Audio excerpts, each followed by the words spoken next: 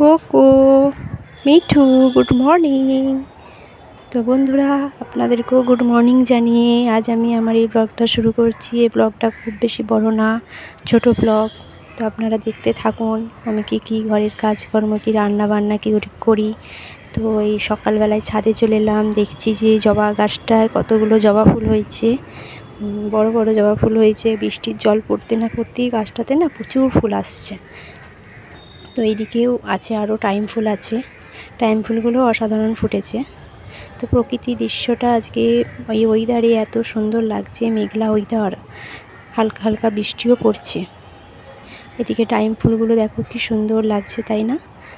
এত দারুণ লাগে ফুটলে গাছগুলোই। আমার নিচেতেও অনেকগুলো টাইম ফুল রেখেছি, ওগুলোও ফুটলে এত সুন্দর লাগে, মানে গোলাপ ফুলকে হার মানিয়ে দেবে। তো এদিকে আমি মুড়ি খাওয়ার জন্য তরকারি করে নিলাম, একটু ঝোল ঝোল নামিয়ে নিলাম, মুড়ি খাবে ওই জন্য।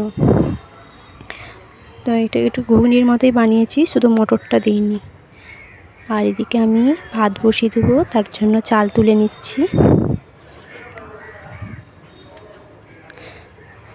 বন্ধুরা জানিও আমার ভিডিওগুলো কেমন হচ্ছে। তো প্রথম ভিডিও বানাচ্ছি, এখন একটু খারাপ হবে, তো একটু মানিয়ে নিও আর বোনটার পাশে থেকো। আর ভালো লাগলে সাবস্ক্রাইব আর লাইক করো। তো এখানে চালটা আমি ধুয়ে ভাতটা বসিয়ে দিচ্ছি। এখানে জল গরম হয়ে গেছে, আমি ভাতটা বসিয়ে দিচ্ছি। আর মুড়িটা বেড়ে নিলাম, তরকারিও ঢেলে নিচ্ছি। আর ওরা এখন ঘুমাচ্ছে, ওদেরকে এখন ঘুম থেকে তুলবো, তারপর মুড়ি দিয়ে তারপর আমি বাকি কাজগুলো করব। দেখতে পাচ্ছ সাইনা আর তোমাদের দাদাভাই ঘুমাচ্ছে।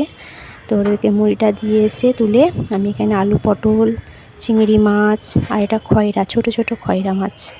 ওই মাছই এসেছিলো সকালবেলায়, মাছ নিয়েছিলাম, সেই মাছটাই আজকে রান্না করছি। এখানে চিংড়ি মাছ আছে, চিংড়ি মাছগুলো ভেজে নিচ্ছি। আজকে পটল চিংড়ি করব। আর এখানে আমার ডাল রেডি হয়ে গেছে, ডালের জন্য ফোড়ন নিয়ে নিলাম, ফোড়ন নিয়ে ডালটাই ঢেলে দিলাম। এদিকে আমার ডালটা হয়ে গেছে। আর ওইদিকে ওই চিংড়ি মাছটা আর ওই ছোট খয়রা মাছটা ভেজে নেব। এই যে খয়রা মাছগুলো ভেজে নিচ্ছি, অল্পই নিয়েছি খয়রা মাছ, কারণ কাঁটা তো, আমরা শুধু দুজনই খাবো, মেয়ে তো খেতে পারবে না কাঁটা, ওর জন্য চিংড়ি মাছ আছে। এই মাছগুলো ভেজে নিচ্ছি। আর মাছগুলো ভাজতে ভাজতে না কী হাল হয়েছে দেখবেন বন্ধুরা, এই দেখুন কি অবস্থা, সবগুলো গুঁড়ো হয়ে গেছে। তো যাই হোক, কী করবো আর। এইদিকে মাছের ঝালের জন্য পেঁয়াজ দিয়ে দিলাম, পেঁয়াজগুলো হালকা ভাজা হচ্ছে। আর এদিকে পটল আলুটাও ভেজে নিচ্ছি, দুদিকেই বসিয়েছি আজকে, রান্নাটা তাড়াতাড়ি হয়ে যাবে।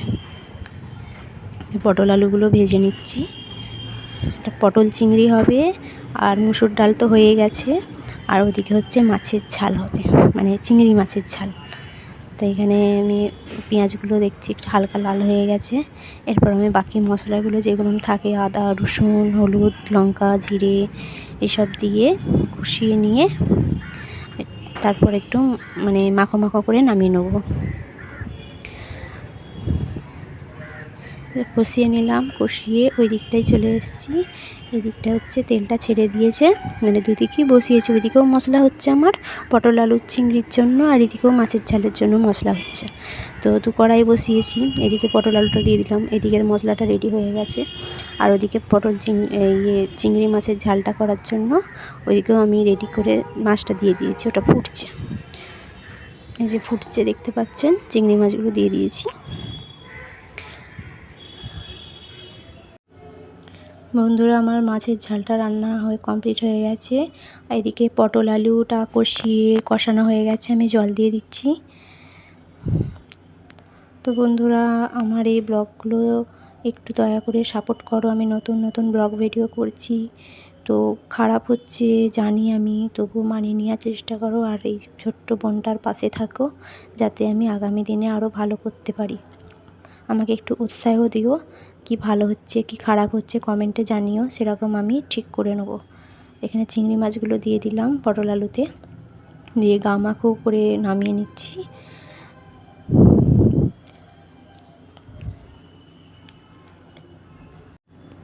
রান্নাবান্না কমপ্লিট হয়ে গেল। এবার চলুন আমি আমার ঘরটাকে পরিষ্কার করে নিই। তো ওখানে আমার মেয়ে দাঁড়িয়ে আছে, হাসছে। তো এখানে আমি একটা চাদর পেতে দিলাম। তোমাদের দাদাভাই চলে গেছে কাজে, আর ঘরটাও ফাঁকা হয়ে গেছে।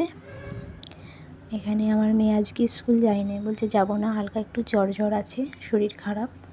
তো ওই জন্য বললাম থাক, আজকে আর স্কুল যেতে হবে না। তো ওখানে দাঁড়িয়ে আছে, আমি ঘর দুয়ারগুলো পরিষ্কার করে নিই, তারপর ও একটু শুবে। তো ঝাঁট দিয়ে দিলাম তাড়াতাড়ি করে, দিয়ে একটু ঘরটাকে মুছে নেবো। এদিকে আমার বিছানা ঝাড়াও কমপ্লিট হয়ে গেছে। দিয়ে পরিষ্কার করে বিছানাটাকে ঝেড়ে নিলাম, নিয়ে এখন আমি সন্ধেবেলায় চলে এলাম।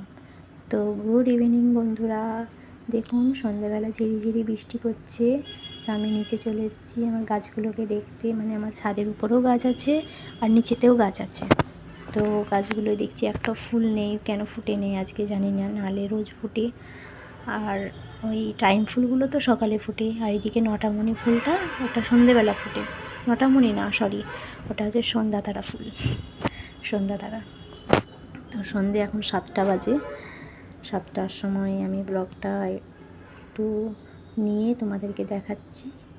তো এখানে আমার মেয়ে বসে আছে, সন্ধেবেলা ওকে একটু দুধ বিস্কুট খেতে দিয়েছি। ও বললো আজকে আর চাউমিন ম্যাগি খাবো না, আমাকে দুধ বিস্কুট দাও, শরীরটা খারাপ তো খেতে পারবে না।